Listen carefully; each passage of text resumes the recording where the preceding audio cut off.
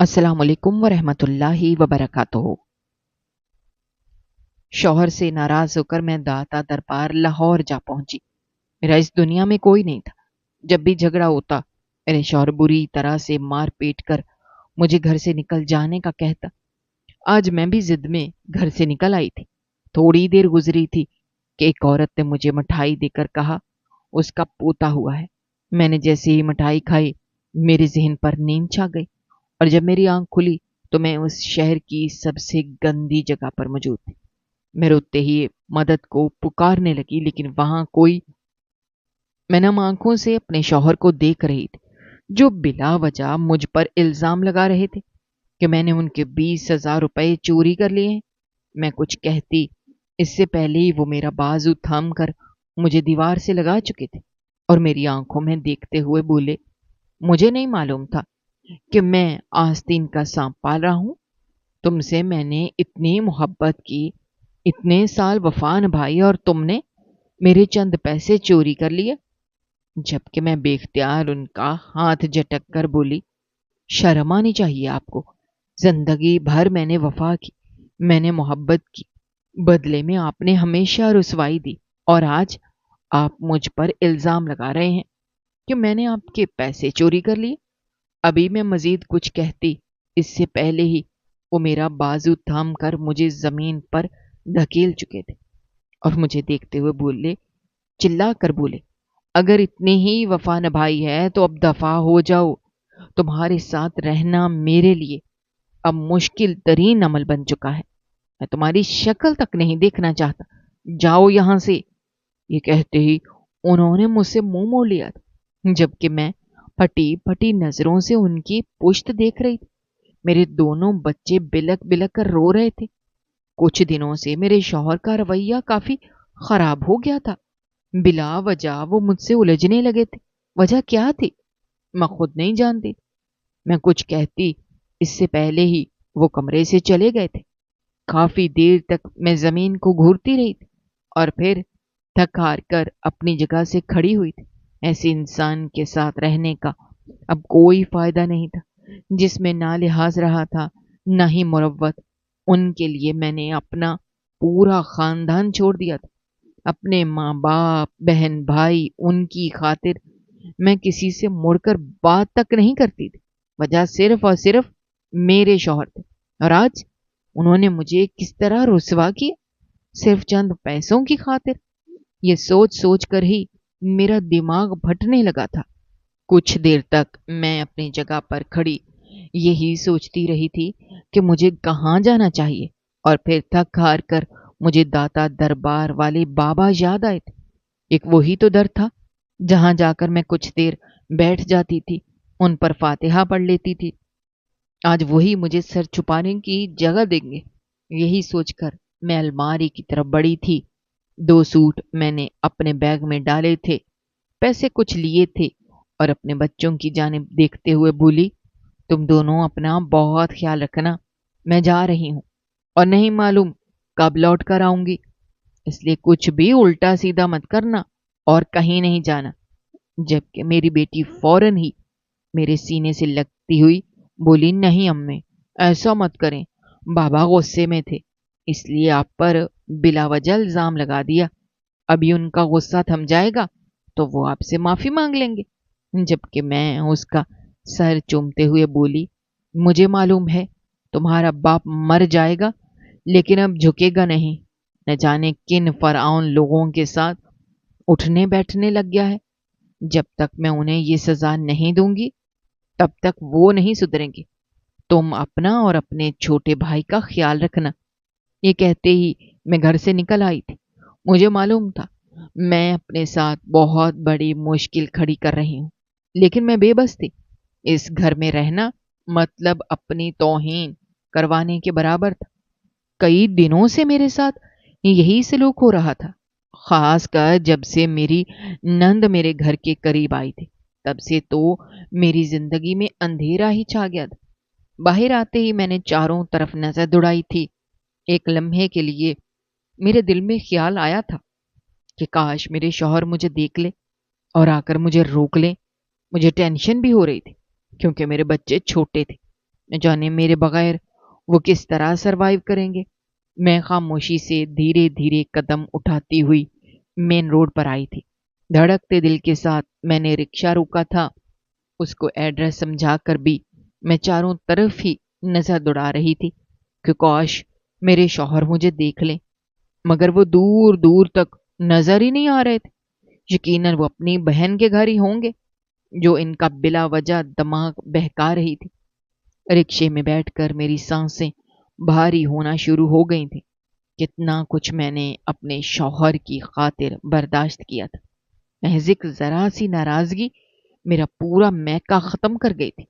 نہ میں اپنی ماں سے ملتی تھی، نہ ہی بھائیوں سے، حالانکہ میرے بھائیوں نے آ کر میرے شوہر کے سامنے ہاتھ تک جوڑ دیے تھے کہ بھائی صاحب ناراضگی ختم کر دیں، غلطی سب سے ہو جاتی ہے، ناراضگی ختم کر لینے سے معاملات حل ہو جاتے ہیں۔ لیکن میرے شوہر انا کے بہت پکے تھے۔ انہوں نے صاف کہہ دیا تھا کہ اپنی بہن کو لے جانا ہے تو لے جاؤ، مجھے اس سے کوئی غرض نہیں، مگر میں تمہارے گھر کبھی نہیں آؤں گا، اور اگر یہ میرے گھر میں رہتے ہوئے تم لوگوں سے ملی تو میں اس سے بھی رشتہ ختم کر لوں گا۔ وہ دن آخری دن تھا۔ میں نے اپنے بھائیوں کو خدا حافظ کہہ دیا تھا کہ اب بس مجھے میرے حال پر چھوڑ دو، میں اپنے شوہر کے ساتھ خوش ہوں۔ وہ الفاظ میں نے بہت مشکل سے ادا کیے تھے، مگر اب مجھے افسوس ہو رہا تھا کہ میں نے ایک اجنبی کے لیے اپنے گھر والوں کو ناراض کر دیا جن کے ساتھ میں رہ کر میں بڑی ہوئی تھی۔ رکشہ ایک ہی دھن میں چل رہا تھا۔ ایک لمبی مسافت طے کر کے وہ شخص مجھے داتا دربار کے بالکل سامنے لے آیا تھا اور مجھے دیکھتے ہوئے بولا، باجی آپ کا در آ چکا ہے، مجھے میرا کرایہ دے دے تاکہ میں آگے جا سکوں۔ اس کی بات سن کر میں نے آنسو بھری نگاہوں سے اس آدمی کو دیکھا تھا اور اس کا شکریہ ادا کر کے اسے پیسے تھمائے تھے۔ نہ جانے کیوں اس آدمی کی شکل دیکھ کر محسوس ہو رہا تھا جیسے میں نے اسے کہیں دیکھا ہے، مگر میں اپنا سر جھٹک کر گاڑی سے اتر آئی تھی۔ ایک نظر میں نے داتا دربار کے دروازے پر ڈالی تھی اور پھر سر جھٹک کر سر جھکائے اندر داخل ہو گئی تھی۔ زندگی مجھے اس موڑ پر لائے گی میں نے کبھی تصور بھی نہیں کیا تھا۔ کل تک میں اس در پر اپنے شوہر کے ساتھ خوش خوش آتی تھی اور آج میں اس در پر اپنے شوہر سے ہی ناراض ہو کر آئی تھی۔ میں جیسے جیسے راستہ عبور کر رہی تھی میرے دل کی دھڑکنیں بڑھتی جا رہی تھیں۔ ایسا لگتا تھا جیسے ابھی دل باہر آ جائے گا۔ نہ جانے کیوں مجھے ایسا محسوس ہو رہا تھا جیسے میرے ساتھ کچھ ہونے والا ہے، کچھ ایسا جس کے بعد میں صحیح نہیں رہ پاؤں گی۔ آگے جا کر میرے قدم زنجیر ہو گئے تھے۔ بلا وجہ میں ایک ہی جگہ پر جامد ہو گئی تھی۔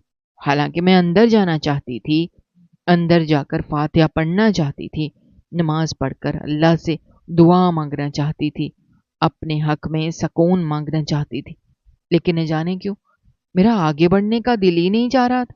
میں بیچ صحن میں زمین پر بیٹھ گئی تھی۔ میرا دل بہت بھاری ہو رہا تھا۔ نہ جانے کیوں مجھے شدت سے اپنی بیٹی کی یاد ستانے لگی تھی۔ مجھے بیٹا بھی یاد آ رہا تھا، لیکن مجھے بار بار اپنی بیٹی کا خیال آ رہا تھا اور بے حد افسوس ہو رہا تھا کہ میں اسے وہاں چھوڑ کر کیوں آئی۔ وہ بیٹی ذات ہے، کس طرح رہے گی؟ کہیں خدا نخواستہ اس کی عزت پر حرف نہ آ جائے۔ وہ چھوٹی نہیں تھی بلکہ 8 سال کی تھی۔ قد کاٹ اچھا ہونے کی وجہ سے وہ عمر سے بڑی لگتی تھی۔ کافی دیر تک میں بالکل گمسم بیٹھی رہی تھی۔ شاید میرا بلاوا نہیں تھا، اس لیے میں اپنی جگہ سے 1 انچ نہیں ہل پا رہی تھی۔ صبح صبح یہ تماشا ہوا تھا، اس لیے مجھے یہاں پہنچتے پہنچتے 12 بج گئے تھے۔ میں نے ناشتہ بھی نہیں کیا تھا، بھوکے پیٹ ہی میں نکل آئی تھی۔ ہمت کر کے میں نے اپنے قدم لنگر کی طرف بڑھائے تھے تاکہ کچھ لے کر اپنے پیٹ میں ڈال سکوں۔ جنگ لڑنے کے لیے بھی انسان کو پیٹ میں کچھ ہونا چاہیے ہوتا ہے۔ ابھی میں لنگر کی جگہ پر آئی تھی جب اچانک مجھے ایسا محسوس ہوا کہ کچھ نظریں مجھے دیکھ رہی ہیں۔ میں نے بے اختیار چاروں طرف نظر دوڑائی تھی، لیکن ایسا کوئی بھی نہیں تھا جو مجھے مشکوک محسوس ہوتا۔ میں اپنا سر جھٹک کر لنگر کی لائن میں لگ گئی تھی۔ दिल की धड़कनें अजीब हो रही थीं, बार बार मेरी आंखों के सामने अंधेरा आ रहा था। ऐसा क्यों हो रहा था और मुझे कुछ समझ नहीं आ रहा था। शायद भूख की वजह से ये हालत थी, या फिर कोई और वजह थी। इस बात से मैं नावाकिफ थी। दो औरतों के बाद मेरा नंबर आने वाला था, जब अचानक लाइन में इतनी जोर से मुझे धक्का लगा कि मैं बेख्तियार आगे जा गिरी थी। मेरे आगे खड़ी हुई औरतें भी बुरी तरह लड़खड़ाई थी, लेकिन जितनी तेजी से धक्का मुझे लगा था, मेरा सर बेसाख्ता जमीन पर जोर से लगा था, जिसकी वजह से चंद लम्हे मेरी आंखों के सामने अंधेरा ही छा गया था। कुछ देर बाद जब मुझे औरतों ने उठाया तो अचानक ऐसा महसूस हुआ जैसे कोई मेरे बाजू पर कुछ चुभा रहा हो। मैंने तकलीफ से तड़प कर दाएं जानिब देखा, मगर वहां पर एक सादा सी औरत खड़ी थी और मुझे सहारा देते हुए बार बार ताकीद कर रही थी कि बेटा, वजन से खड़ा होना पड़ता है, यहाँ पर तो सब ऐसे ही हैं। जबकि मैंने सर झटक कर, शायद उनके हाथ का कोई सामान चुभ गया हो, मगर वाज़े तौर पर मुझे अपने बाजू में जलन महसूस हो रही थी। मैं अपना सर झटक कर वापस लंगर की लाइन में लग गई थी। एक औरत के बाद ही मुझे लंगर दे दिया गया था, और एक औरत जो लंगर बांट रही थी वो मुझे देखते हुए बोली, दोबारा आना, तुम्हें मीठा भी दूंगी। उसके अलावा अभी हलीम का लंगर भी होगा। तुम्हें लग गई ना? बड़ा अफसोस हुआ। जबकि मैं सर हिलाकर एक तरफ हो गई थी। लंगर में बिरयानी थी। मुझे भूख भी लग रही थी, इसलिए मैंने खाने पर ध्यान दिया था। पहला नवाला मुंह में जाते ही मुझे अपने बच्चों का ख्याल आया था। मैं उन्हें भूखा प्यासा छोड़ आई थी। बिला वजह शौहर की नाराजगी में मैंने अपने बच्चों का नुकसान किया था। मैं उन दोनों को साथ ही ले आती। बेख्तियार मेरे दिमाग में यही ख्याल आया था, लेकिन मैंने वो ख्याल झटक दिया था। मैं क्यों अपनी जिंदगी खराब करती? पता चलेगा जब बच्चों को भी उन्हें ही संभालना पड़ेगा। मैंने ये कहकर खुद को समझा लिया था, इस बात से बेखबर कि जिंदगी मुझसे कितना बड़ा इम्तहान लेने वाली है। मैं बिरयानी खाकर न जाने क्यों अपना दिल काफी भारा महसूस हो रहा था। ऐसा लग रहा था जैसे मतला रहा हो। काफी देर में एक तरफ बैठे दाता दरबार देखती रही थी। कई बार मेरे दिल में ख्वाहिश हुई कि मैं खड़ी हूं, अंदर जाऊं, उनके मिजार पर फातिहा पढ़ूं, मगर न जाने क्यों मुझसे खड़ा नहीं हुआ जा रहा था। अचानक ही मुझे इतनी मतली हुई थी कि मैं बेख्तियार एक तरफ को हुई थी और धड़ाधड़ मुझे उल्टियां शुरू हो गई। आखिर इस बिरयानी में न जाने ऐसा क्या था कि वो बिरयानी मुझे हजम ही नहीं हुई थी। मुझे अपना पूरा वजूद नढाल होता हुआ महसूस हो रहा था। मैं वहीं पर सीधी लेट गई थी। कुछ देर बाद मुझे अपने करीब एक औरत महसूस हुई थी। उसने मेरा सर उठाकर अपनी गोद में रखा और धीरे धीरे मेरे बाल सहलाते हुए बोली, क्या हुआ बच्चे? तबीयत खराब महसूस हो रही है? बताओ। जबकि मैं सर नफी में हिलाकर उनके पास से उठने की कोशिश करने लगी, मगर न जाने क्यों ऐसा लग रहा था जैसे मेरा वजूद ढेर हो गया हो। वो औरत मेरे हाथों को थामते हुए बोली, क्या महसूस हो रहा है? जबकि मैं बेख्तियार, मेरे मुंह से अल्फाज बरामद होना शुरू हो गए थे। अम्मा, तबीयत कुछ ठीक नहीं लग रही। दिल काफी मतली मतली महसूस हो रहा है।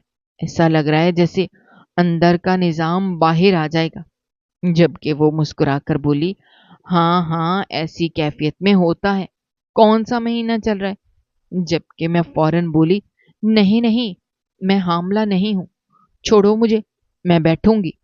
मैंने उस औरत को खुद से दूर धकेला और बमुश्किल उठकर एक छोटे से चबूतरे से टेक लगाकर बैठ गई। मेरे पांव, हाथ न जाने क्यों कांपना शुरू हो गए थे। कुछ देर में आंखें बंद किए बैठी रही थी। मुझे अभी भी अपने पास वो औरत महसूस हो रही थी। धीरे धीरे वो मेरे पांव को सहला रही थी। मैंने आंख खोली तो वो अब भी मुस्कुराती निगाहों से मेरे पाँव को देख रही थी। मैंने फौरन अपना पाँव अपनी तरफ खींचा और उस औरत को देखते हुए बोली, कौन हो तुम? क्यों परेशान कर रही हो मुझे? जाओ यहां से। न जाने क्यों मुझे उसका अपने करीब बैठना बिल्कुल भी अच्छा नहीं लग रहा था। उसको देखकर ऐसा महसूस हो रहा था जैसे वो कोई आम औरत नहीं है। मैं हिम्मत करके अपनी जगह से खड़ी हुई थी और चुपचाप कहीं और जाकर बैठ गई थी। मैं जिस वक्त खड़ी हो रही थी, मुझे उस टाइम पर भी अपना सर घूमता हुआ महसूस हुआ था। मैं सीधा मजार के अकबी हिस्से की तरफ आ गई थी और आंखें बंद किए वहीं बैठ गई थी। मेरी आंखों से न जाने क्यों आंसू बेख्तियार बहने लगे थे।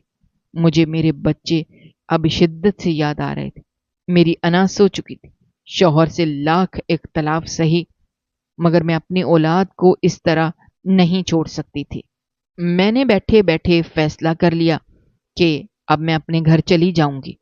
थोड़ी तबीयत बहाल हो, मगर मैं जानती नहीं थी कि अब मेरी वापसी किसी भी कीमत पर मुमकिन नहीं है। कुछ ही देर गुजरी थी जब दोबारा मुझे अपने बराबर में किसी का एहसास हुआ था। मैंने गर्दन मोड़ी तो वही औरत खड़ी हुई थी। वो मुझे देखते हुए बोली, मुझे लग रहा है आपका बीपी लो हो गया है, आप कुछ मीठा खा लो, शायद तबीयत बहाल हो जाए। जबकि मैं उसको देखते हुए बोली, नहीं, मुझे जरूरत नहीं है, मैं ठीक हूं, आप जाओ यहां से, मुझे कुछ देर आराम करने दो, फिर यहां से निकलना भी है।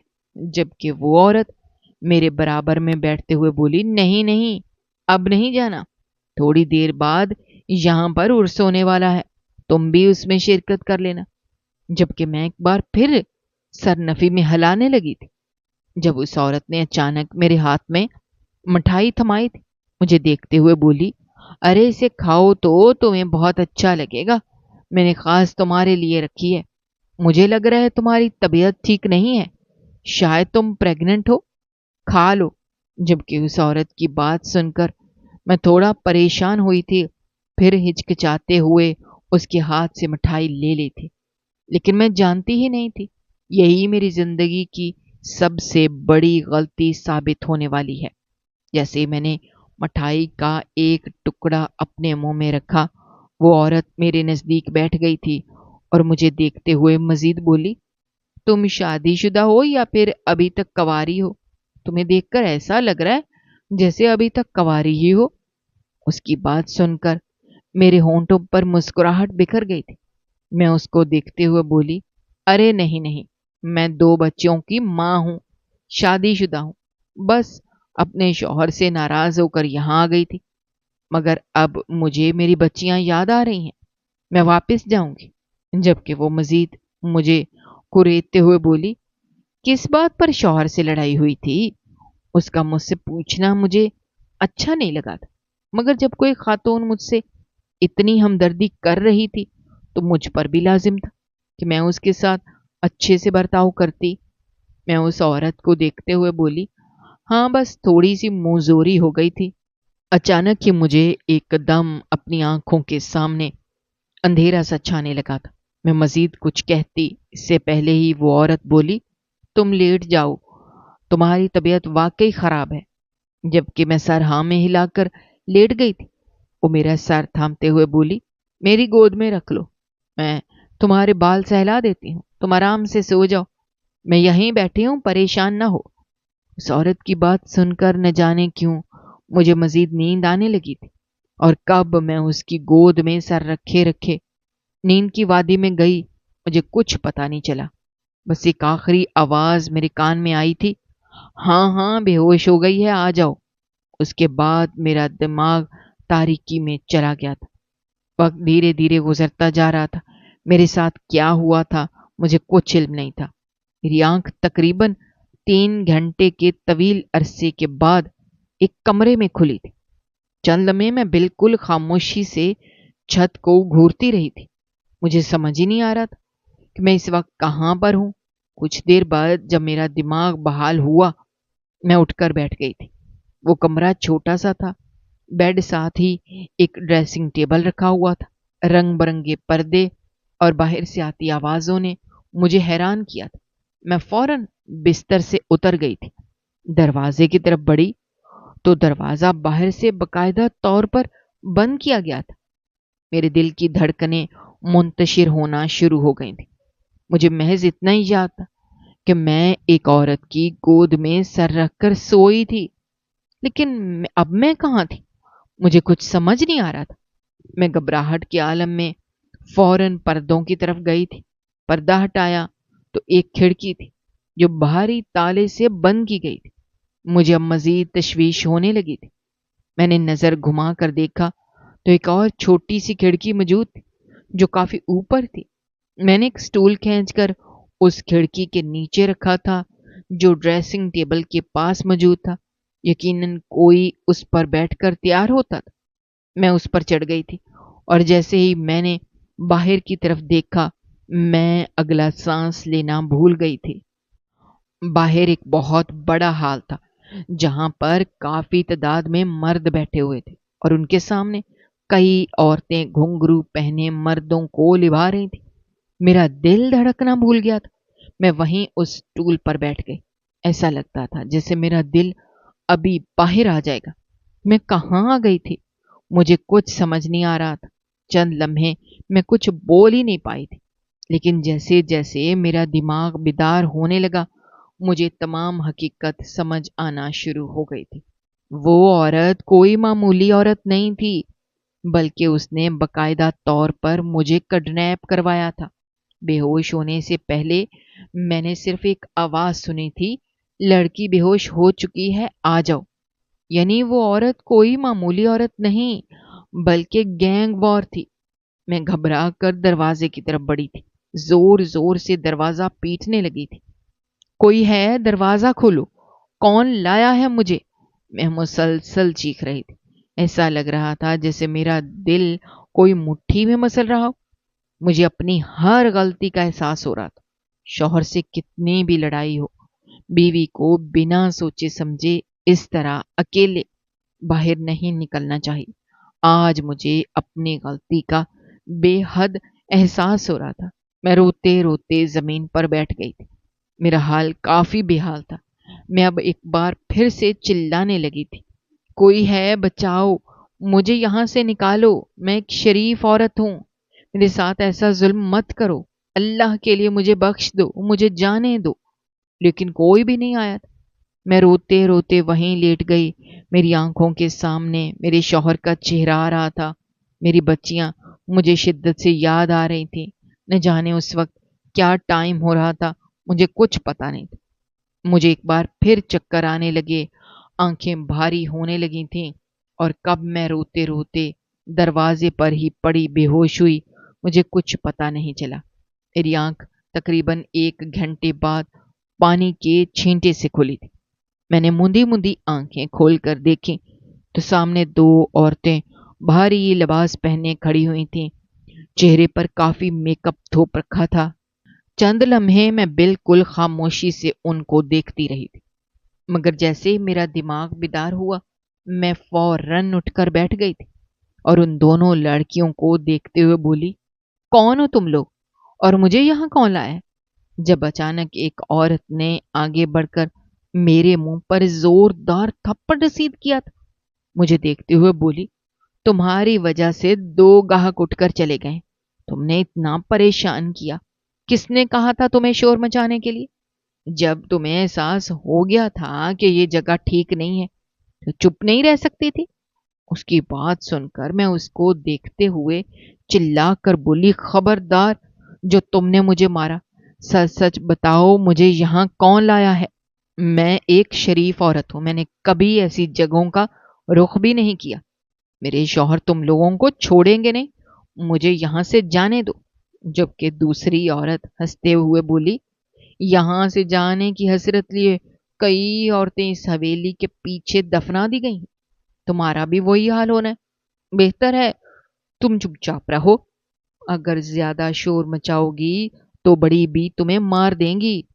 انہوں نے کہا ہے کہ تمہاری چمڑی ادھیڑ دیں، مگر تمہیں دیکھ کر لگ رہا ہے کہ تم واقعی ایک شریف عورت ہو، اس لیے تمہارے ساتھ ہم رعایت کر رہے ہیں، لیکن بدلے میں تم سے تعاون چاہتے ہیں کہ خاموش رہو، نہیں تو یہاں پر زندہ زمین میں گاڑ دی جاؤ گی اور کوئی بچانے نہیں آئے گا۔ جبکہ میں ان کے آگے ہاتھ جوڑتے ہوئے بولی، تم لوگ جیسا سمجھ رہے ہو ایسا نہیں ہو سکتا، اللہ کے لیے مجھے یہاں سے نکال دو، میں ہمیشہ تم لوگوں کی شکر گزار رہوں گی اور باہر جا کر بھی پیسے دوں گی۔ میرے شوہر کافی امیر انسان ہیں، جبکہ وہ دونوں مجھے دیکھتے ہوئے بولی، دعا کرتے ہیں کہ تمہاری زندگی کا کبھی کوئی سچ معلوم نہ ہو۔ کھانا بھیج رہی ہوں، چپ کر کے کھانا کھا لینا، شور نہیں کرنا۔ یہاں کی مالکن بہت ظالم ہے، تمہیں بالکل بھی رعایت نہیں دی جائے گی۔ جس طرح سب کے ساتھ سلوک ہوتا ہے تمہارے ساتھ بھی کیا جائے گا، اور میں نہیں چاہتی اتنی جلدی تم پر کسی بھی قسم کی سختی ہو۔ یہ کہتے ہوئے وہ دونوں عورتیں چلی گئی تھیں، جبکہ پیچھے میں پھوٹ پھوٹ کر رونے لگی تھی۔ مجھے اب اپنی غلطیوں کا شدت سے احساس ہو رہا تھا۔ مجھے اس طرح اپنے شوہر کا گھر نہیں چھوڑنا چاہیے تھا۔ یہی ایک بات بار بار میرے دماغ پر ہتھوڑے کی مانند لگ رہی تھی۔ تھوڑی دیر بعد کمرے کا دروازہ ہلکا سا کھٹکھٹا کر ایک کم عمر لڑکی اندر آئی تھی اور میرے سامنے کھانے کی ٹرے رکھتے ہوئے بولی، باجی کھانا کھا لو، اس طرح رونے سے کبھی بھی مسئلے کا حل نہیں نکلتا۔ اور ہاں، یہاں پر آنے والی لڑکیاں صرف روتی ہی ہیں، ان کو بالکل بھی رعایت نہیں ملتی۔ بہتر ہوگا چپ چاپ کھا لو۔ میں نے سر اٹھا کر دیکھا تو کم از کم وہ بچی 14 یا 15 سال کی تھی۔ میں کچھ کہتی اس سے پہلے ہی وہ بولی، مجھے معلوم ہے آپ یہی سوال کرنا چاہ رہی ہوں گی، میں یہاں کیوں آئی؟ بہتر ہوگا کہ آپ بس اپنے آپ پر دھیان دو اور دعا کرو کہ آپ کو آپ کی زندگی کا ایک بھی سچ معلوم نہ ہو، کیونکہ اگر آپ کو سچ معلوم ہو گیا تو آپ کو زندگی سے نفرت ہو جائے گی اور پھر آپ جینے کی تمنا بھی چھوڑ دیں گی۔ یہ کہہ کر وہ بچی کمرے سے چلی گئی تھی۔ یہ لوگ کیا بول رہے تھے مجھے کچھ سمجھ نہیں آ رہا تھا۔ میری زندگی کا کون سا سچ تھا جو مجھے معلوم نہیں تھا؟ شاید یہ لوگ بہک گئے تھے۔ مجھے اب شدت سے اس عورت پر غصہ آ رہا تھا جو مجھے یہاں پر لائی تھی۔ میں بس ایک دعا مانگ رہی تھی کہ یہاں سے نکلنے سے پہلے میرا سامنا اس ظالم عورت سے ہو جائے۔ میں اس کا منہ نوچ لوں گی، اس کو اتنا ماروں گی کہ وہ مرنے کی دہلیز پر آ جائے گی۔ اس کی وجہ سے آج میں اتنی گندی جگہ پر پھنسی تھی۔ یہ کوئی عام جگہ نہیں تھی، بلکہ ایک کوٹھا تھا جہاں پر کئی طوائفیں موجود تھیں۔ جنگ کرنے کے لیے بھی انسان کو کھانے کی ضرورت پڑتی ہے۔ پیٹ میں اگر کھانا ہوگا تبھی میں کچھ کر پاؤں گی۔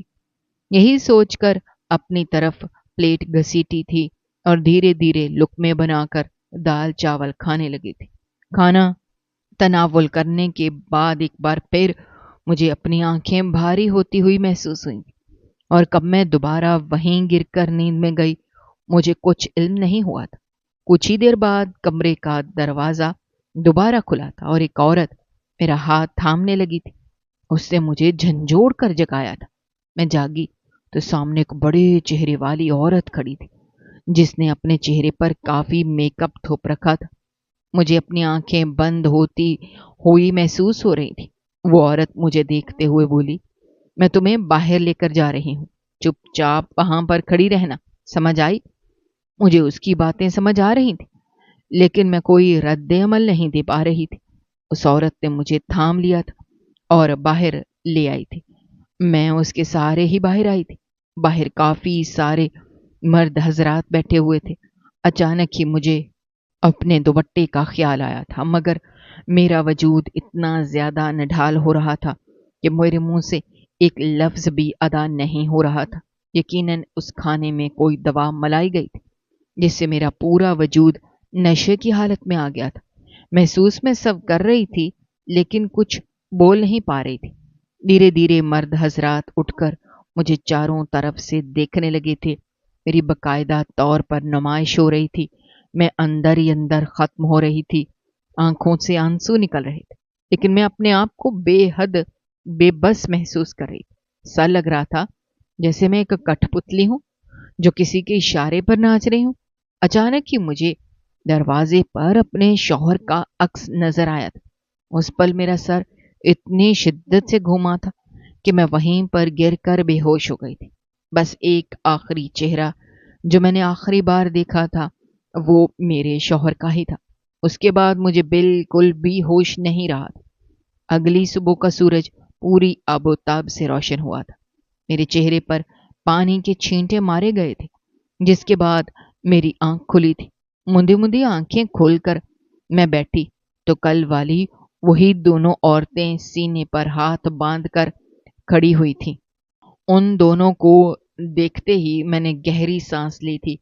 کچھ دیر تک میں کچھ بول ہی نہیں پائی تھی، لیکن جیسے ہی میرا حال بہتر ہوا میں ان دونوں کو دیکھتے ہوئے بولی، کل میرے ساتھ کیا ہو رہا تھا؟ وہ مرد حضرات کون تھے؟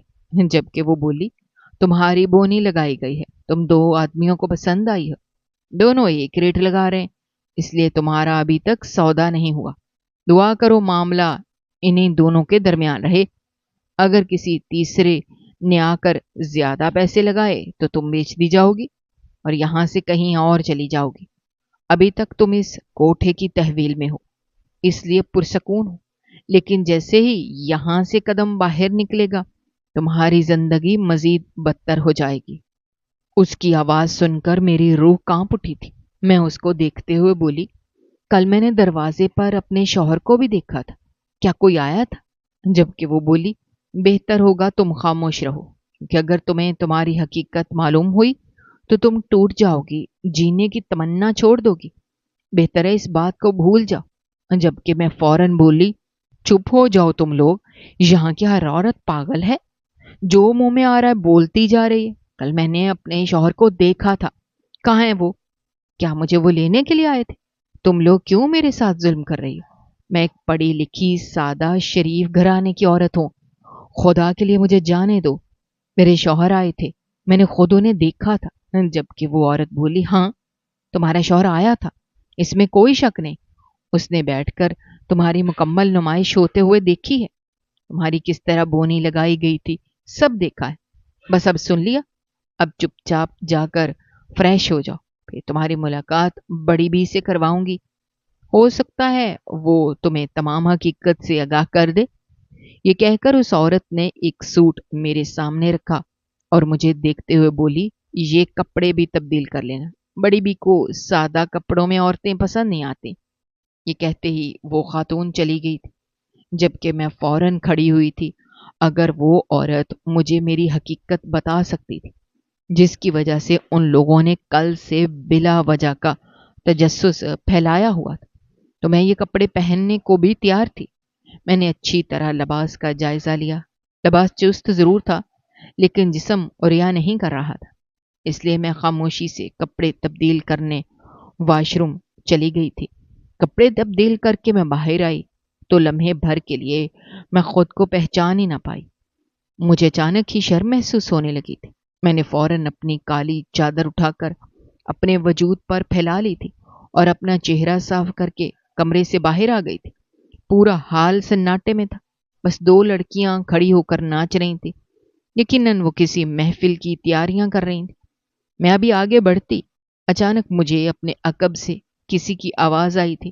میں پلٹی تو سامنے کوئی اور نہیں بلکہ وہی عورت کھڑی ہوئی تھی جس کی وجہ سے میں یہاں پہنچی تھی، یعنی مزار والی وہی عورت جس نے آخری بار مجھے وہ مٹھائی دی تھی۔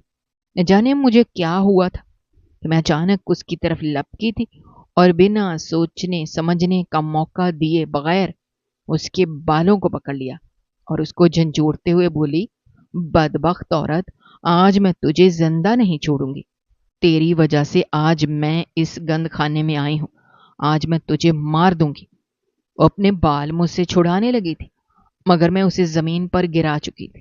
وہ میرے آگے ہاتھ جوڑتے ہوئے بولی، خدا کے لیے چھوڑ دو مجھے، یہ سب حکم پر کیا گیا تھا، اس میں میرا کوئی قصور نہیں ہے۔ جبکہ میں اس کے چہرے پر تھپڑ ہی تھپڑ مارتے ہوئے بولی، باڑ میں گیا تمہارا حکم، تمہاری وجہ سے میں اس عذاب میں پھنسی ہوں، مجھے یہاں سے نکالو ورنہ میں تمہیں زندہ نہیں چھوڑوں گی۔ تمہیں سمجھتی کیا ہو خود کو؟ یہ سب کر کے تم بہت خوش رہو گی، خدا تمہیں بھی غارت کر دے گا، تم کہیں کی نہیں رہو گے۔ تم نے میرے ساتھ اچھا نہیں کیا، میری چھوٹی چھوٹی بچیاں ہیں، تمہیں خدا کبھی معاف نہیں کرے گا۔ تم رو گی چلاؤ گی، لیکن تم دیکھنا ایک دن عبرت کا نشان بن جاؤ گی۔ میری باتیں سن کر اس عورت نے مجھے زور سے جھٹکا تھا، مجھے دیکھتے ہوئے بولی، خبردار، جو تم نے مجھے الٹی سیدھی بددعا دی میں نے یہ سب کام تمہارے شوہر کے حکم پر کیا ہے، بس اب چپ رہو، میرا زیادہ منہ کھلوانے کی ضرورت نہیں ہے۔ یہ کہتے ہی وہ مجھے زور سے دھکا دے کر چلی گئی تھی، جبکہ میں بالکل سن سی ہو کر بیٹھی رہ گئی تھی۔ دروازے پر میرے شوہر کا چہرہ نظر آنا اور اب اس عورت کا یہ کہنا میری سمجھ سے باہر تھا۔ یہ سب کیا ہو رہا تھا؟ مجھے کچھ سمجھ نہیں آ رہا تھا۔ میں نے سوچ لیا تھا کہ اب میں اس کوٹھے کی مالکن سے مل کر حقیقت سے پردہ اٹھا کر دم لوں گی۔ میں اس طرح خود کو برباد نہیں ہونے دوں گی۔ چند لمحے بعد وہی لڑکی جو کل سے مجھے سنبھال رہی تھی ایک کمرے سے نکل کر آئی تھی۔ مجھے دیکھتے ہوئے بولی، پاگل ہو گئی ہو تم نے کیوں اس پر ہاتھ اٹھایا؟ بلا وجہ تم کیوں اپنے لیے مشکل پیدا کر رہی ہو؟ جبکہ میں بولی، کسی عورت نے مجھے اس جہنم میں دھکیلا ہے، میرا بس چلے تو میں اس کا قتل کر دوں۔ جبکہ وہ بولی، اس کو چھوڑو، چلو تم بڑی بی سے ملاقات کرو، وہی تمہارے سوالوں کے جواب بھی دیں گی، اور ہو سکتا ہے تم پر ترس کھا کر تمہیں رہائی بھی دے دیں۔ تمہیں صرف اور صرف اب اسی سے بات کرنی ہوگی۔ جبکہ میں فوراً ہی راضی ہو کر اس کے ساتھ اس کوٹھے کی مالکن کے کمرے کی طرف بڑھ گئی تھی۔ میرے دل کی دھڑکنیں بھی بڑھ رہی تھی۔ میں بس دعا کر رہی تھی کہ میرے سامنے کوئی ایسی سچائی نہ آئے جسے سن کر میں ختم ہو جاؤں۔ چند لمحے بعد اس بڑی بی کے کمرے میں موجود تھی۔ اس عورت کو دیکھ کر کہیں سے بھی معلوم نہیں ہو رہا تھا کہ وہ عورت بڑی بی ہے، بلکہ اس نے خود کو کچھ اس طرح سنوارا ہوا تھا کہ اس کے سامنے ایک لمحے کے لیے مجھے اپنا آپ بوڑھا لگا تھا، مگر میں عمر میں مجھ سے زیادہ تھی۔ میرے اندر داخل ہوتے ہی اس کے پاؤں پکڑ لیے تھے اور اس کو دیکھتے ہوئے بولی، خدا کے لیے مجھ سے جھوٹ مت کہنا، میں آپ کے آگے ہاتھ جوڑتی ہوں، یہاں میں کیسے آئی ہوں؟ کیا میرے شوہر نے مجھے یہاں بھیجا ہے؟ اور آپ لوگ مجھے یہاں کیوں رکھنا چاہتے ہیں؟ میں ایک شریف عورت ہوں، میری بچیاں بہت چھوٹی ہیں، اللہ کے لیے مجھے یہاں سے جانے دے دیں۔ جبکہ وہ مجھے دیکھتے ہوئے بولی، کیا تم نے اپنے شوہر کو اس کوٹھے میں بیٹھے ہوئے دیکھا ہے؟ میں نے سر نفی میں ہلایا۔ اس عورت کو دیکھتے ہوئے بولی، میں نے اپنے شوہر کو مین دروازے پر کھڑے دیکھا تھا جب آپ میری بونی لگا رہی تھی۔ میرا وجود تو سن تھا، لیکن میرا دماغ ہلکا ہلکا جاگ رہا تھا، مجھے نظر آ رہا تھا۔ جبکہ وہ مجھے دیکھتے ہوئے بولی، یہاں پر عموماً لڑکیاں ایسی آتی ہیں جن کو ان کے گھر والے پہنچاتے ہیں، پھر انجان بن کر ان کی گمشدگی کی رپورٹ درج کروا دیتے ہیں۔ تمہارا کیس بھی کچھ ایسا ہی ہے۔ مجھے معلوم ہوا تم ہوش میں نہیں آ رہی تھی، تمہاری طبیعت بار بار خراب ہو رہی ہے، اور ابھی تم نے زرینہ کو بھی مارا ہے جو ہماری کام کرنے والی ایک لڑکی ہے۔ میں کچھ نہیں بولی تھی، بس سر جھکائے بیٹھی رہی تھی۔ وہ مزید بولی، میں تمہیں کوئی غلط انفارمیشن نہیں دوں گی، میں سیدھی اور صاف بات کروں گی۔